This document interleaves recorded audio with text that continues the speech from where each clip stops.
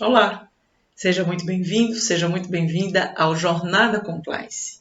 Aqui eu vou te mostrar como você, administrador de empresas, pode ter um faturamento de até 6 dígitos atuando na área de compliance. O que é isso? É você ter um faturamento de 100 mil ou mais atuando como profissional de compliance, né? Você pode atuar de várias formas que a gente vai estar explicando aqui daqui a pouquinho. Eu sou Érica Lamour, administradora de empresas, e vou conduzir você nessa jornada. No episódio de hoje, a gente vai falar sobre a carreira do profissional de compliance.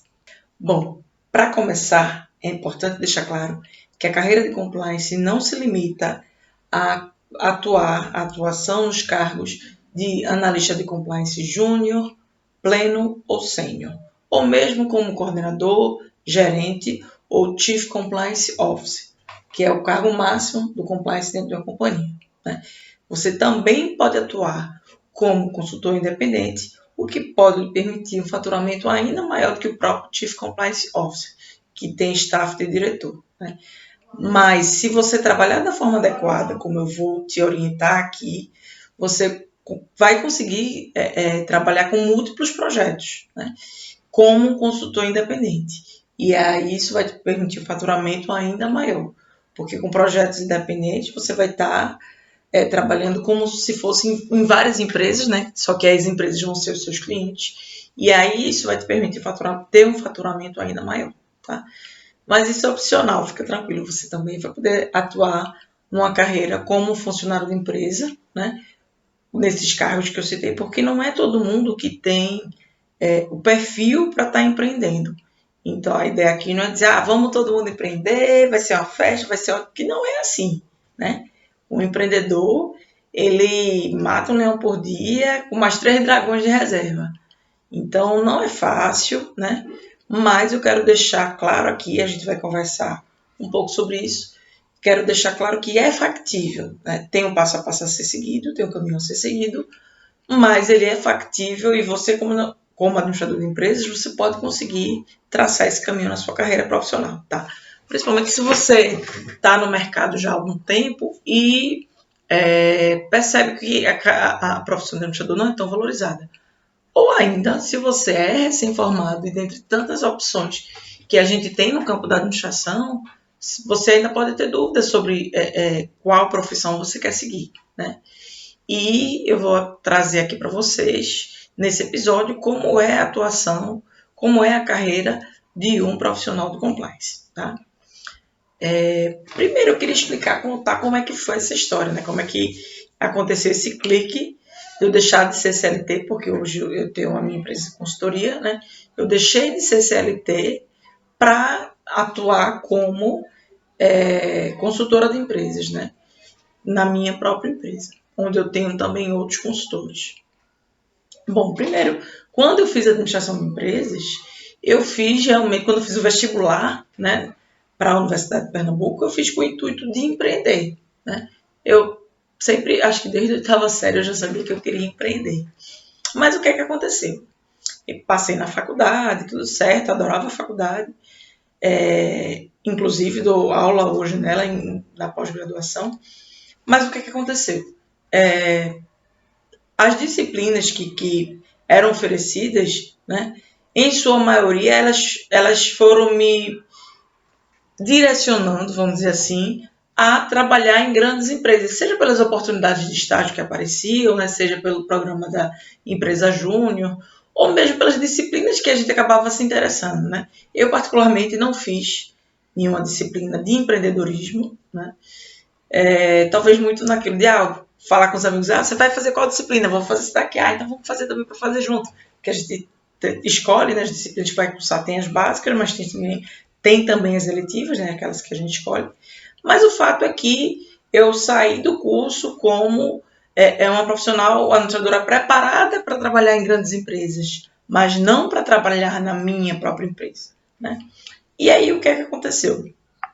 Eu trabalhei em diversas áreas, trabalhei com planejamento financeiro, planejamento operacional, trabalhei na área financeira, trabalhei com projetos RP, trabalhei em várias áreas, trabalhei também com auditoria e da auditoria eu migrei para a área de compliance, né?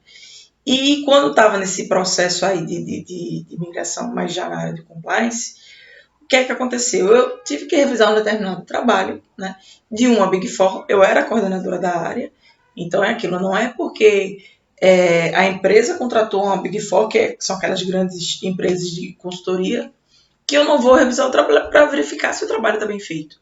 Eu sempre fiz isso, seja com auditoria, seja com compliance, e era comum eu identificar oportunidades de melhoria, né? Algum ajuste a ser feito, algum item que não foi verificado, algum item que não foi analisado, algum teste que não foi realizado.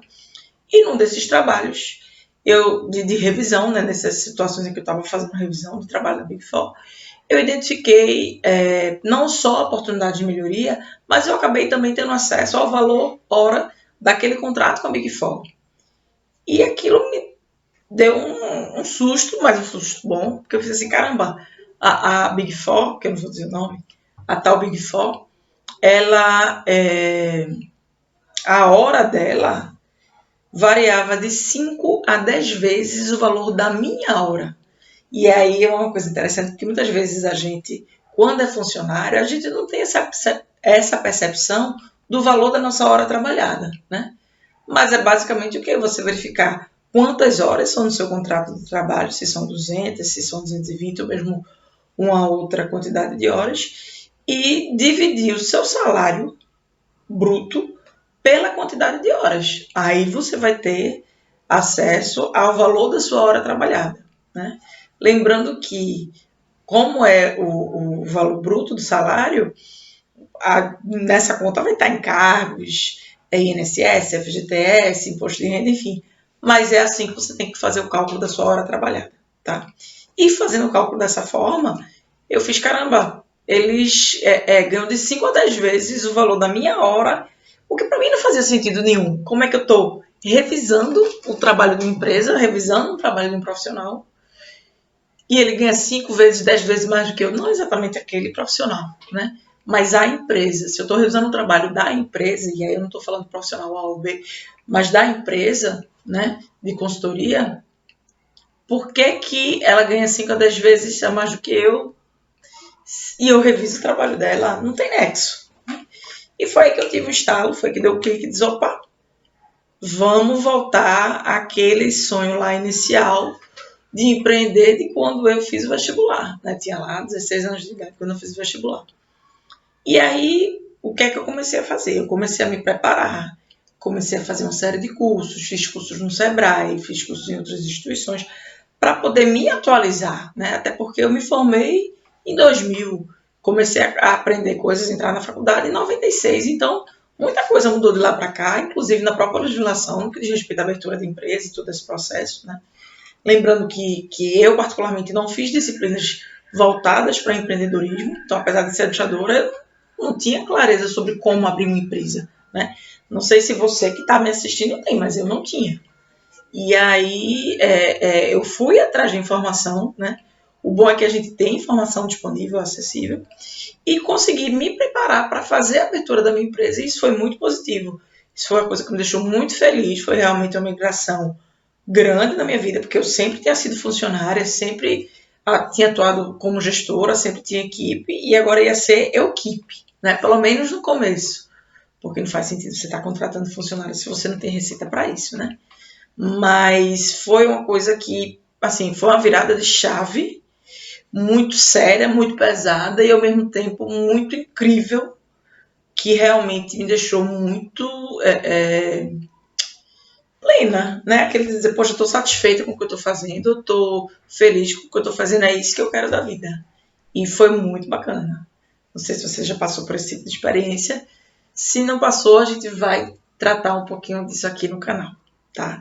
Seja para empreender, seja também para que você se identifique se tem ou não o perfil de empreender, né? Que às vezes a pessoa acha que é simples, que é fácil, e não é bem assim. E quando começa a entender algumas questões, faz, poxa, peraí, eu acho que não é bem para mim, deixa eu atuar como administrador ou atuar como profissional de compliance, mas sendo funcionário de uma empresa, né? Mas fica tranquilo que tem espaço para todo mundo, seja para trabalhar como funcionário CLT, seja para trabalhar como consultor independente, e a gente vai falar um pouquinho mais sobre isso aqui. Já que a gente está falando sobre empreender, né? Vamos fazer uma conta rápida, né? Porque assim, é importante que você se pergunte, poxa, por que é que eu vou investir tempo e dinheiro em uma área nova, né? Eu sou administrador de empresas, me formei agora, eu me formei há tanto tempo, porque eu vou investir numa área nova. Primeiro você precisa entender o seguinte, eu não estou convidando você a fazer uma nova graduação, passar mais não sei quantos anos fazendo um curso, enfim, ou mesmo uma pós-graduação. Não é disso que eu estou falando aqui. Pós-graduação é importante, sim, ajuda muito no currículo, com certeza, mas o que eu estou abordando aqui é outra história, né? É justamente a atuação naquela carreira. Por que você vai investir naquela carreira? E aí, não necessariamente com um curso tão longo como um curso de 360 horas, que é o de pós-graduação, ou de 4, 5 anos, que é o de graduação. Pós-graduação 360, graduação 5 anos mais ou menos, né? Bom, primeiro vamos fazer uma conta simples. Quanto é que você ganha por mês? E aí eu não estou falando de valor hora, estou falando de valor bruto. Qual é o valor do seu salário bruto? Agora você faz o seguinte, para simplificar a conta, você pega o valor do seu salário bruto e multiplica por 2. Por quê? Porque a empresa, quando ela contrata você, ela não só tem um custo com o seu salário, ela tem um custo com INSS, com FGTS, com os benefícios que ela lhe dá, sejam eles obrigatórios pelo sindicato, pela negociação sindical ou não, vale transporte, vale alimentação, ou qualquer que seja o benefício que a empresa oferece a você, né? Além disso, a empresa tem um custo com a SG&A, que é o quê? Os custos com a infraestrutura necessária para que você consiga trabalhar. Então, por exemplo, se você trabalha numa fábrica e tem um refeitório, a empresa tem um custo com esse refeitório, a empresa tem um custo com o aluguel do prédio, a empresa tem um custo com o equipamento que você utiliza, com o notebook, com o desktop que você utiliza, com os aplicativos que você utiliza, com o Office, com tantas outras ferramentas que você utiliza para estar realizando o seu trabalho. Então, o custo não é só o seu salário bruto, é aquilo e acabou, né? Então, é importante que você tenha esse número em mente, tá? Por quê? Porque, falando um pouquinho da parte de consultoria, você atuando como consultor independente, você de cara, assim, numa conta rápida, você consegue, não é fácil, como eu já disse, mas é factível, você se conseguir se estruturar de forma organizada, você vai conseguir ganhar o dobro do que ganha na empresa. Por quê? Porque você vai ganhar justamente o que a empresa gasta com você, né? Porque pense o seguinte, se a empresa gasta com você aquele valor, é porque você dá muito mais do que aquele valor em troca para ela. Então, por exemplo, se você tem um salário de 5 mil e ela gasta com você 10 mil reais por mês, você dá muito mais do que 10 mil reais por mês para ela, né? Agora, você precisa entender o seguinte, falando em consultor independente, de que forma você vai agregar valor para um cliente seu que lhe permita lhe dar esse valor em troca, né? Seja um cliente ou mais clientes, porque eu não posso dizer assim para você, qualquer trabalho de consultoria vai lhe dar 10 mil por mês. Não, não é isso que eu estou dizendo. Não é assim que funciona, né? Você possivelmente vai ter que trabalhar com mais de um projeto, até porque quem tem um não tem nenhum, né? É aquele ditado que diz que tem um não tem nenhum. Mas se você conseguir se estruturar, seguir as orientações que eu vou estar passando aqui no canal, você consegue sim trabalhar com múltiplos projetos e sim ter uma receita maior do que essa que eu estou falando aqui, de, por exemplo, 10 mil por mês, tá? Então, o que é que isso representa para você? Isso vai representar mais qualidade de vida, vai representar um maior conforto que você vai conseguir proporcionar para sua família, vai representar também mais tempo com seus filhos e mais tempo para você, se você não tem filhos, ou tendo ou não filhos, você vai conseguir ter mais tempo para você, porque você vai conseguir se planejar. Você vai aprender a se planejar profissionalmente e financeiramente também para conseguir tudo isso, né? O planejamento ele é uma carta na manga, né, que o administrador tem, mas é fato que nem todo administrador sabe utilizar, né? E eu vou passar algumas dicas para você sobre como se planejar, como trabalhar de uma forma, como se estruturar da forma adequada para estar trabalhando de forma mais realmente estruturada, né?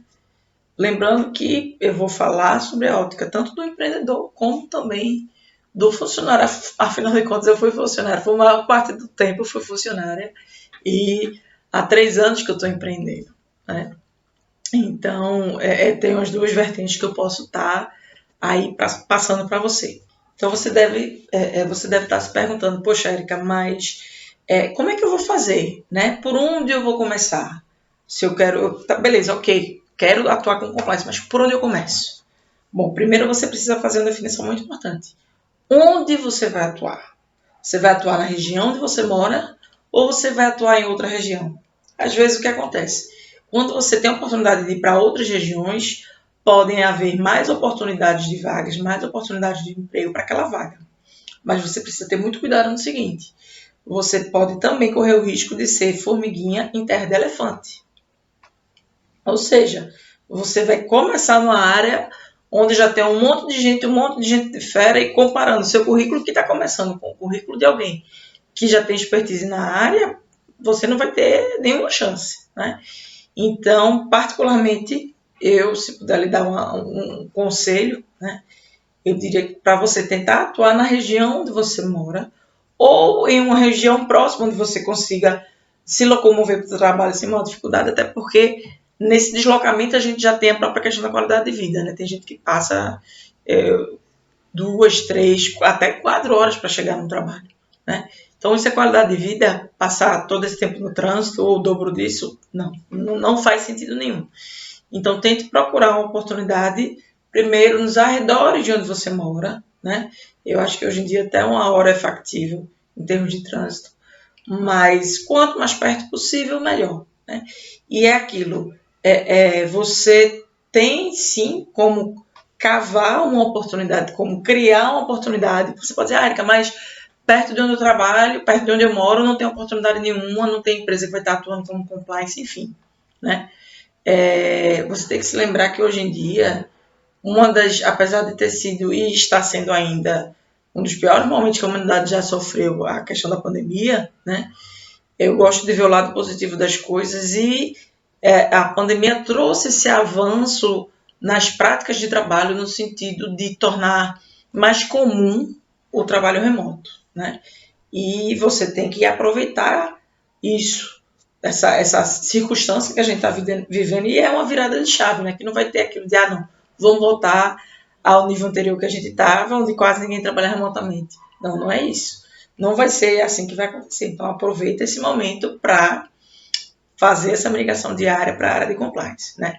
Se você quiser que eu dê mais detalhes sobre como estruturar a carreira, né, na área de compliance, escreve aqui nos comentários que eu vou detalhando mais para vocês com base naquilo que vocês me pedirem para estar abordando, tá bom? Bom, então, como é que você vai conseguir aquela vaga que você quer, né? Poxa, Erika, eu sei de uma determinada vaga, é perto da minha casa e eu quero saber como é que eu faço para conseguir aquela vaga, né? Eu gosto de fazer uma analogia com relacionamento, né? Então, como é que você faz quando você está afim de alguém, quando você está paquerando alguém, quando você está com interesse em alguém?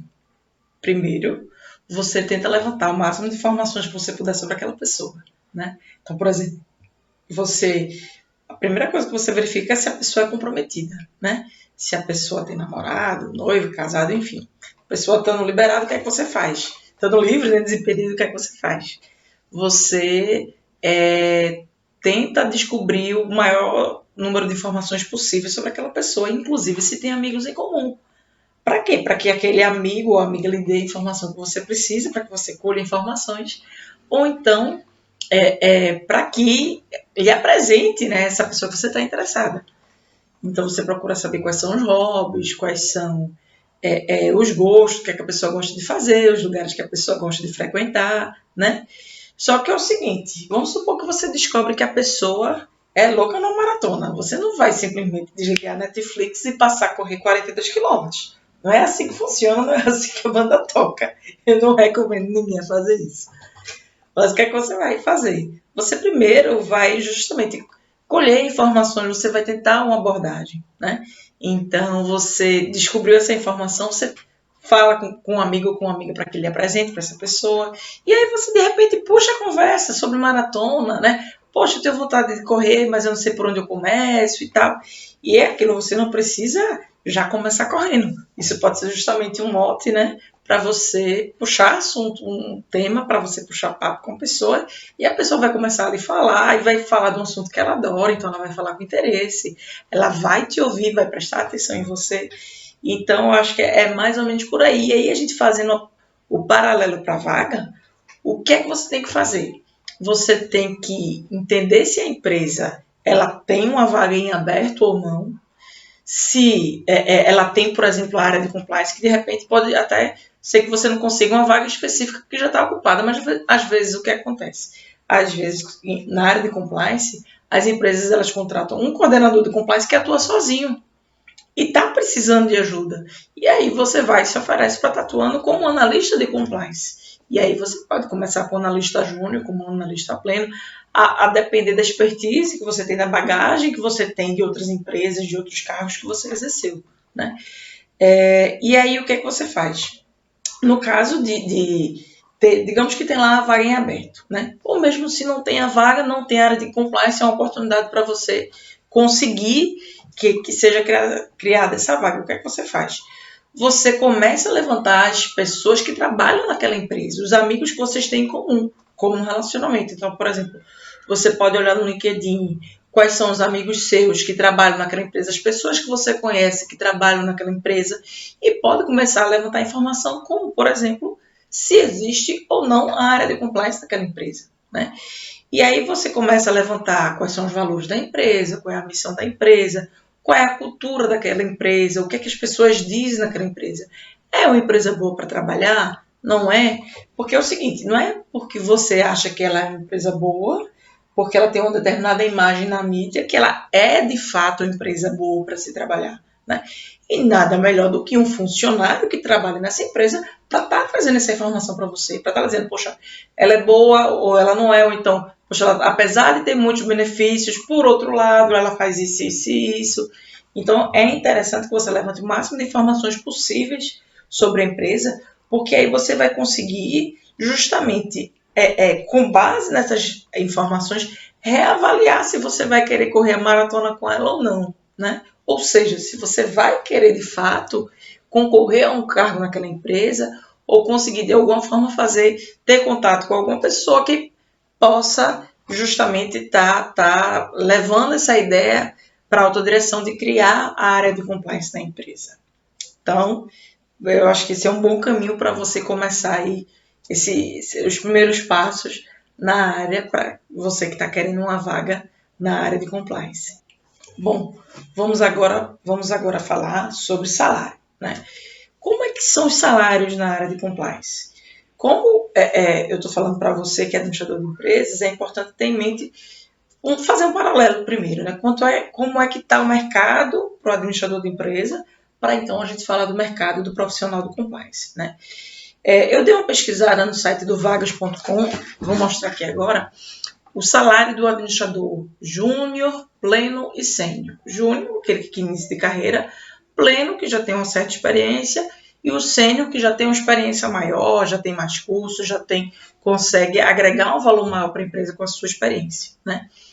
Então, para o salário de administrador júnior, né, aquele que acabou de se formar, aquele administrador que acabou de se formar e está indo para o mercado, o salário é de R$ 2.119. A média que foi levantada, né, pelo site do Vagas, com base nas vagas que são oferecidas naquele site pelas empresas que contratam o site para fazer a divulgação da vaga, né?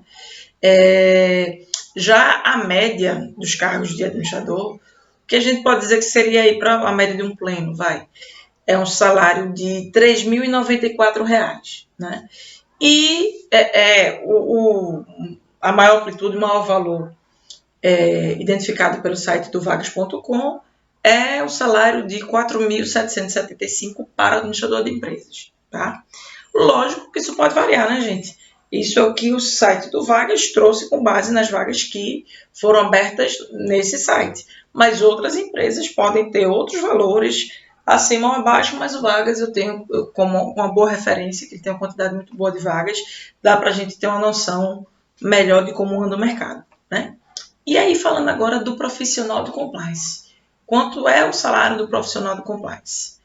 Então, o profissional de compliance, como, por exemplo, no cargo de analista júnior, ele começa ganhando ali na faixa de R$ 3.500, ou seja, R$ 500 a mais do que ganha, cerca de 15% a mais do que a média que o mercado paga para um administrador de empresas. É o que o compliance paga para um profissional júnior. Você já percebe que já tem um ganho aí, né? Então, de 2.120, inicial para 3.502 inicial. Já é um ganho expressivo, né? Mais de R$ 1.000 de diferença, R$ 1.400 de diferença, mais de 50% de diferença. Então, como pleno, o que o mercado tem pago para o analista de compliance é ali na faixa de R$ 4.641, né?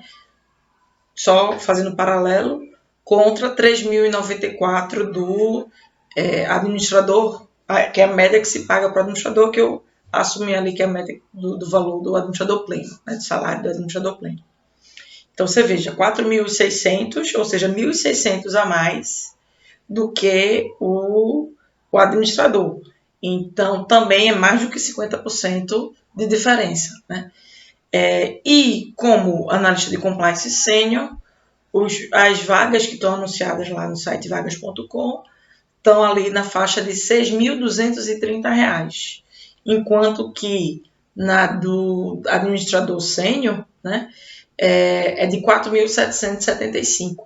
Então, a gente tem aí cerca de R$ 2.000, R$ 1.500 a mais. Não chega a 50%, mas também é um valor significativo. Então, tirando uma média assim por alto dessas 3 faixas de salário, é cerca de 50% a mais que se ganha atuando na área de compliance do que atuando como administrador.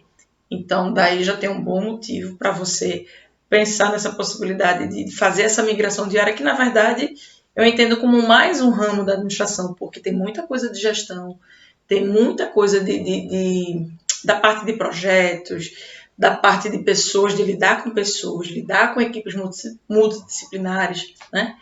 E aí eu não falei ainda dos cargos de coordenador e gerente. Vamos ver quanto é que o mercado tem pago em média para esses cargos. Então, como coordenador de compliance, o salário inicial, de acordo com o vagas.com, está ali por volta de R$ 6.818, quase R$ 7.000, tá?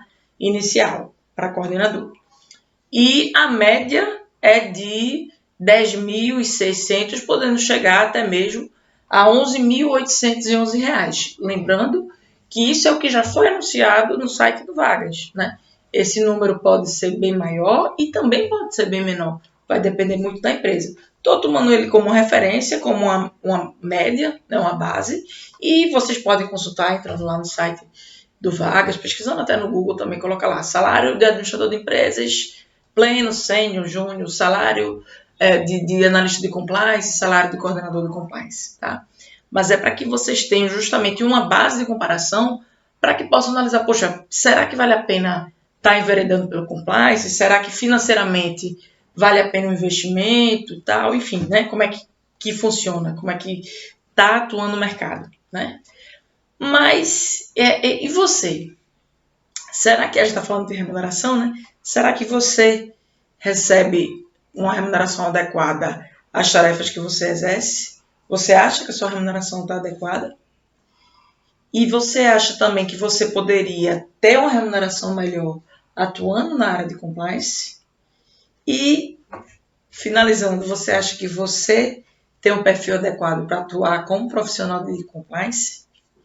Me conta que eu quero saber, escreve nos comentários, que a gente vai estar também criando temas novos com base nos comentários de vocês. E também, se vocês tiverem dúvidas, né, quiserem se aprofundar mais sobre o tema, coloca aqui nos comentários que a gente vai estar lendo todos eles e vai estar abordando aqui para vocês, tá bom? Se você gostou do Jornada Compliance, desse episódio de hoje sobre carreira de profissional de compliance, curta esse vídeo, compartilhe com seus amigos, compartilhe com suas redes sociais, que você pode estar ajudando mais pessoas a ter informação sobre a carreira do profissional de compliance. Por hoje é só e até a próxima!